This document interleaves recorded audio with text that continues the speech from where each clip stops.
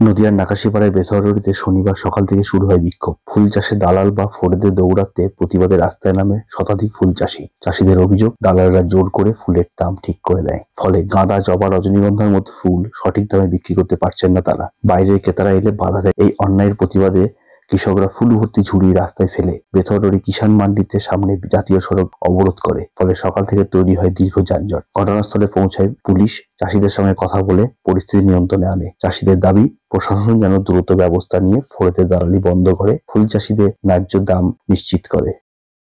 আমাদের অভিযোগ, আমরা এই কিষাণ মান্ডিতে ফুল বিক্রি করি, গাঁদা, গোলাপ, রজনী, গ্যাডি, রজনীগন্ধা, অনেক রকম ফুল আমরা বিক্রি করি। আমাদের অজানায় ওরা আজকে মার্কেট বন্ধ করছে। আমাদের কাঁচামালগুলো আমরা কি করব? এবং এই মার্কেটে যারা ব্যবসাদার আছে তারা সবাই দাম করে নিয়ে মালের দাম কম দেয়। পরে মাল বলে ঘরে মাল দাও, দাম দেবো, ঠিক পরে কিন্তু 300 টাকা মাল দেবে, 250 টাকা। এইটাই আমাদের ওদের উপর।